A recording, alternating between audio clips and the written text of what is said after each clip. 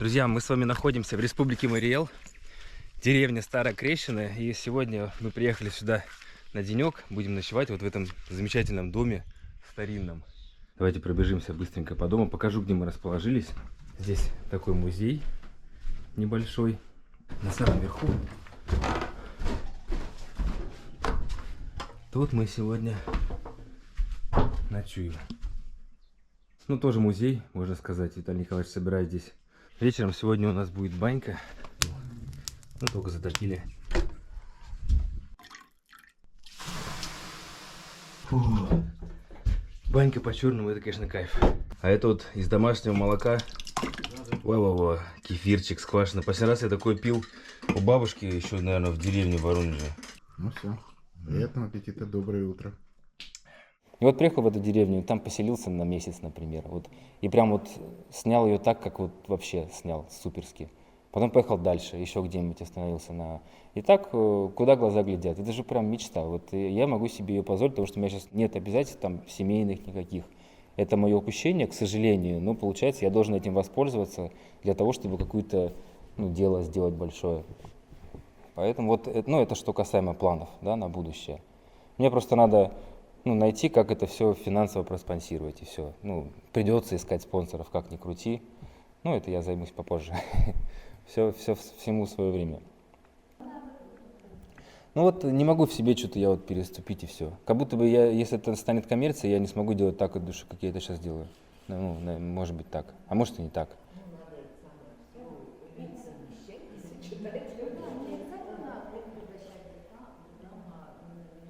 Придется, да.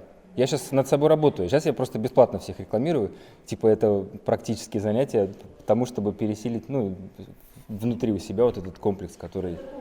Да, я согласен, но это проблема. Я не говорю, что это преимущество мое, но я пока не могу и не хочу на самом деле. Это же не факт, что... Может быть, я вообще хочу найти спонсора, который поддержит проект в первую очередь, которому не нужно будет от меня именно разрекламировать его, а которого будет... есть же богатые компании, которые тоже собственники-патриоты, да, допустим. Или гранты писать, да. А так, если найдется какая-нибудь компания хорошая, которая занимается хорошими вещами, и которая будет достаточно, что я наклейку наклею на машину, и буду в начале видео делать их лейбл, почему бы нет? И они мне будут платить за это зарплату. Вот. План уже есть на самом деле. А мне много не надо, главное, чтобы было оборудование, на что я мог снимать все это, качественно снимать. Потому что все, что я купил сейчас, это я продал квартиру, да, на самом деле. На бензин, на еду, на какие-то там что-то для себя и на оборудование, чтобы его обновлять. Много-то не надо, а дальше уже как пойдет. Нельзя дружбу народов превращать в какую-то коммерческую штуку. Я понимаю, что это уже будет не то. И для меня это всегда было важно, чтобы вообще никогда ни в какой организации, что это было понятно, что чисто от души это идет, что это чисто народное. Я не просто так народный проект, что это должна быть, я это чувствую, что должна быть народная инициатива. И как сейчас процессы в мире происходят? Создаются определенные информационные поля, чтобы что-то поменять. Даже в негативном плане что-то плохо, но пока вот это поле не создастся, никто не сделает из этого хорошо, да, не изменит эту ситуацию. То же самое это информационное поле дружбы народов. Чем больше умов он захватит, тем сильнее это будет, а дальше уже как по геометрической прогрессии. Это все, мне очень нравится, что это все уже есть. Да, у нас очень много по России домов дружбы народов. Да. Я, к сожалению, мне не удалось посетить, у меня еще проблемы со сбором информации. Я так импровизирую, куда глаза глядят, и как попадется. В Татарстане только я попал, в Дом дружбы народов. Меня очень здорово там встретили. Я наверняка думаю, что вы их знаете, кто там ребята работают. И спасибо вам, дому, что вообще вы этим делом занимаетесь. Потому что я понимаю, что все, кто здесь работает, это не за деньги, это все от души идет у людей. То есть, действительно, почему я рад с вами сотрудничать, да, потому что это не какое-то коммерческое взаимовыгодное сотрудничество, это именно сотрудничество ради дела, которое нам всем по душе. Именно то, что я знаю, что у вас есть представители разных тоже конфессий, да, и религий, и народов. Я тоже хочу познакомиться, будет форум же послезавтра, да, хочу туда прийти, и там как раз более погрузиться. Я еще рассеянный, мне тяжело собирать информацию, и немножко я был замкнутый. Мне сложно знакомиться с людьми, потому что меня это начинает отвлекать. Я не знаю, что этот человек от меня хочет. И поначалу очень много людей, как от блогеров хотят какой-то рекламы, какой-то коммерческой деятельности. И меня один за одним: Аркин, привет, там есть предложение, давай встретимся, там то-то. Я сначала ходил, встречался и каждый раз шел, зачем я сюда пришел. А потом просто решил, что мне с этим тяжело разбираться, мне психологических сил не хватает на то, чтобы там вот это пытаться понять, что это, не что это. Я вот решил просто в какой-то период отбросить все и вот закрыться от всех. А сейчас понимаю, что если проект народный, уже замыкаться нельзя, уже нужно открываться. И другой момент, вселенная нам дает возможности в жизни, открывает, да, но открывать это через людей, как правило. А если ты закроешься, как ты эти возможности примешь, правильно? И вот тут уже становится сложнее. Но сейчас мне не до этого, сейчас фильм надо делать. Фильм сделаю, тогда я больше откроюсь опять, потому что, ну, действительно, сейчас я даже от друзей закрылся. Вот мой друг Саша Кондаков, он вообще вот мой директор, когда мы познакомились, я приехал работать, он генеральный директор компании. Это мой первый друг, на самом деле, здесь. Вот потом вот уже Ниргун, мы с ним познакомились, спасибо. А? Да, вот он очень здорово поет, да. Вот он просто, вот, на самом деле, ты вот сел, как-то тебя не было. У него голос просто самородок, я не раз об этом говорил. Он это знает, но стесняется тоже, как и я, на самом деле, в чем-то.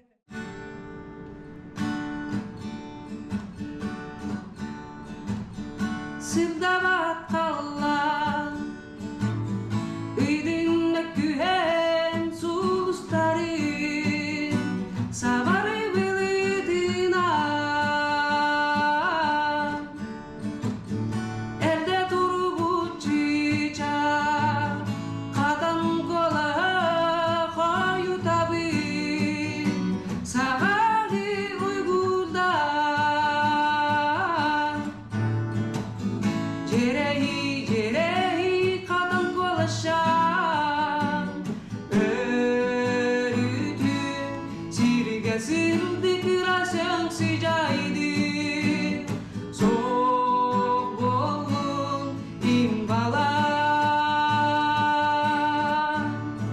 Soğuk bolun imbalan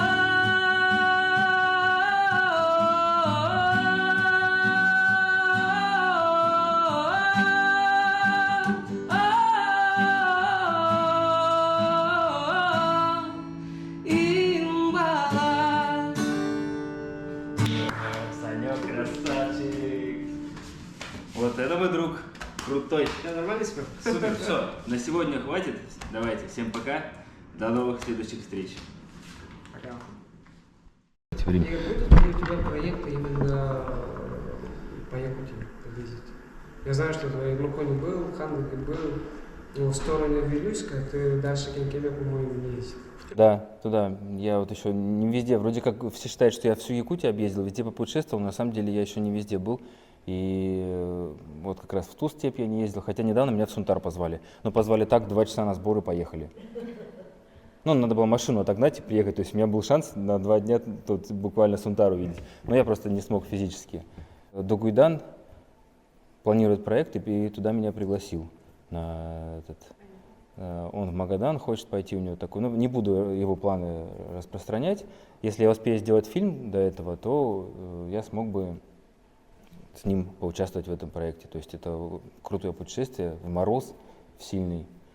А так у меня и по Якутии у меня очень много планов, просто мне не хватает все время сил их реализовать. У меня вот все-таки вот мир уникальных людей, да, я хочу вот эту тему больше раскрыть, именно людей раскрывать. У меня есть в голове мысли, планы, я уже себе список людей стал составлять, с которыми бы я хотел снять сюжеты какие-то. Именно вот акцент сделать на каких-то уникальных личностях, да, и рассказать их историю. Но опять же, то, что я говорил, да, сейчас тяжело преподнести какой-то контент, видео длительный. Люди просто не смотрят. Коротко от человека тоже не раскроешь. Бывает, просто с человеком говоришь, а он все так красиво сказал, и ты это все только нарезал его речь, а это уже полчаса. А тебе еще как-то надо преподнести, как-то сделать это все, ну, красиво, интересно, чтобы у человека как бы хоть глаз там за что-то зацеплялся, а не просто тяжело же слушать просто человеческую речь вот так вот без остановки.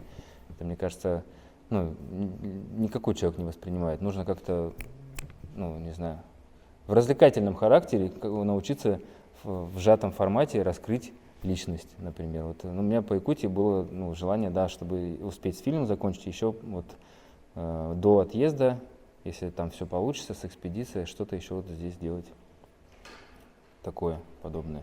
Ну и поездить, конечно же, Якутия огромная, и тут ее... Ну, я считаю, что если даже уеду, я буду всегда сюда возвращаться, поэтому тут, ну, это можно и потом что-то реализовать, что не успел реализовать.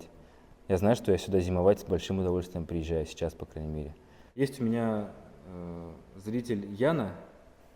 Они жили в Якутии, она местная, ну, уехали, забыл в какой город, сейчас в другом городе с семьей. У нее там детки, муж. И вот они с семьей мои видео постоянно смотрят, насколько я понял. Очень меня поддерживают в Инстаграме. И вот написала мне, говорит, прийти не смогу, но ответь на ряд моих вопросов. Трудности, с которыми вы столкнулись во время автопробега? Ну, практически никаких трудностей не было. Мне все вообще было в кайф и в удовольствие, если честно. Вот я прям вот ехал и ехал. Мы были с напарником, с Николаем, вдвоем вообще весело.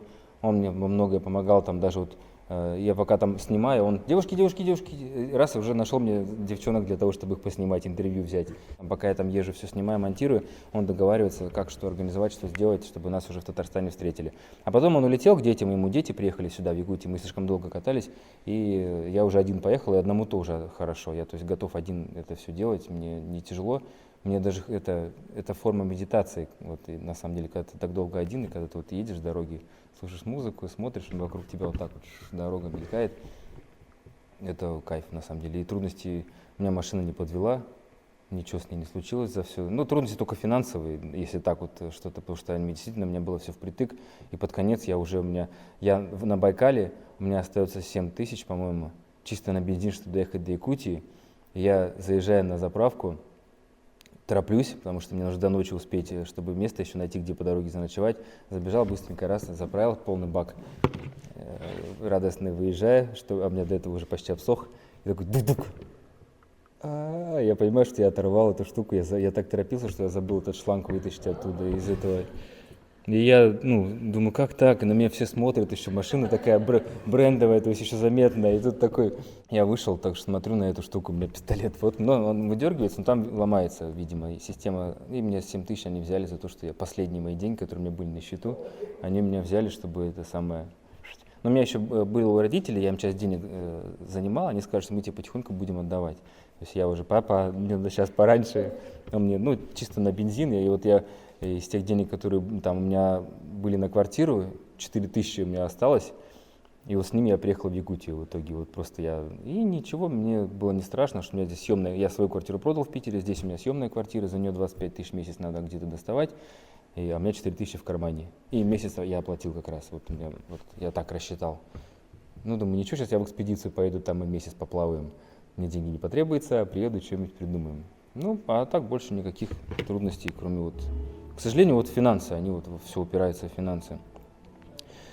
Почему был выбран именно такой маршрут? Хотели бы посетить больше городов, либо убрали бы из автопробега какие-то остановки. Ничего бы не убрал, только бы добавил, но да, из-за бензина я везде не поехал, из-за времени. То есть бывало либо так, и ты какие-то города пропускаешь, хотя хочется все. Может, у вас какие-то вопросы есть тогда, кто пришел еще? Да вот... Да. Часто бывало, что не успевал. Плохо, что темнеть начинает.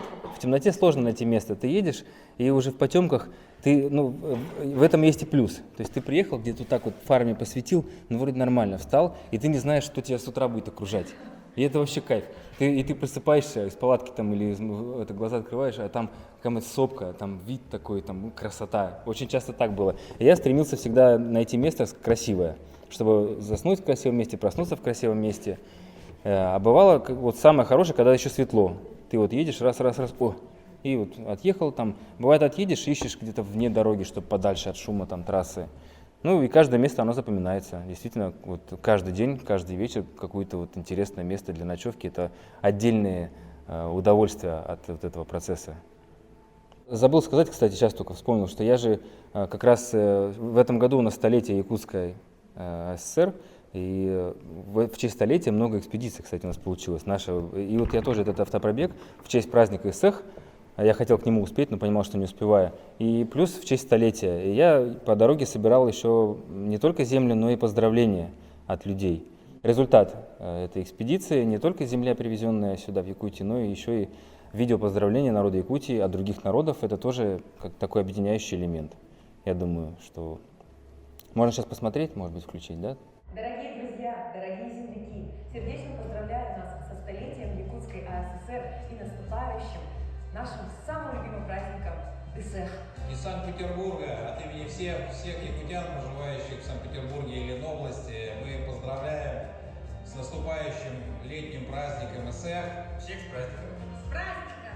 Это же тоже, как бы сказать, подумать надо, да? Ну да, это пока мысли просто, да. Все начинается с маленькой мысли. Также вот это все началось просто с идеи, да. И любой что-то проект начинается У нас с тоже чего-то. люди есть, которые мыслящие, подумают. Да. Что вот возможно сделать.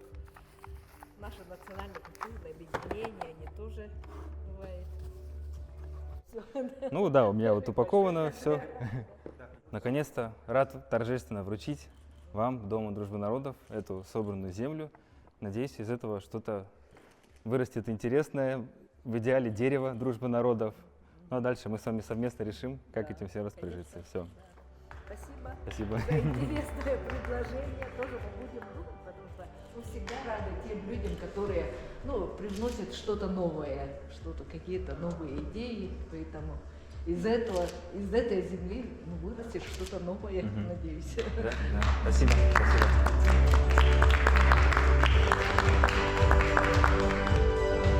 Ура!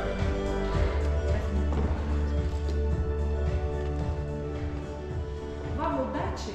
Но самое главное, конечно, мы же тоже любим смотреть блогеров, да, там, например, как я, да, там, я вообще очень не люблю, когда люди очень много там анализируют, для нас там какие-то выводы делают, да, я этого не люблю. Я люблю просто вот констатацию фактов, да, там, вот я проехала, это, а я уже выводы сама сделаю, да, там, еще. Поэтому люди же разные, да, там, может, не обязательно вы конкретно там все вот это вот выложили, просто может быть важно общение с вами, да, там, узнать отношения ваши, поэтому, мне кажется, вам лучше не стесняться, да, там, быть более открытыми.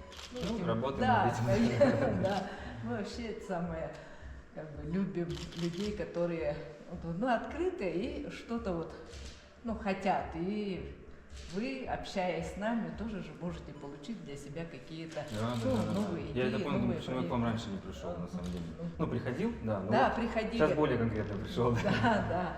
Тем более мы смотрели ваш фильм, который Да. Ага. Ждем с нетерпением, когда у вас второй фильм будет, да, там тоже желаю вам успехов. Спасибо. Надеюсь, у нас Да. совместно все совместно получится. будет. Да. Ага. Спасибо.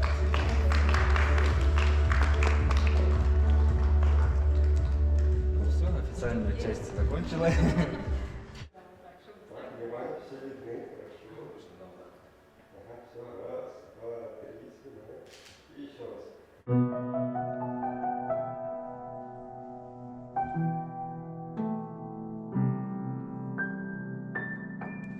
Внимание, да? Да, круто. Вот это нас удивило. Мы там стоим, общаемся за ширмой. А тут...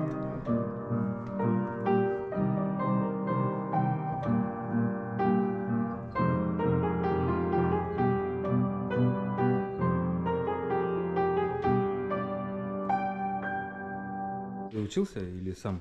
Учился. Я закончил Якутский колледж культуры и искусства. А. Вот сюда звукооператора.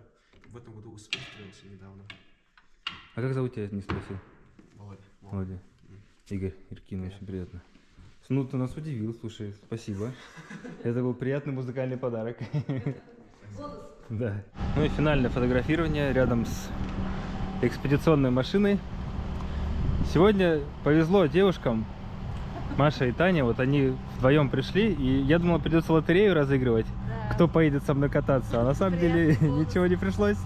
Так что во всем есть плюсы, и в том, что даже мало кто пришел, это тоже можно увидеть позитивные стороны. И вот, ребята, еще спасибо за помощь. Вот тоже сейчас поедем кататься, разъезжаться по домам.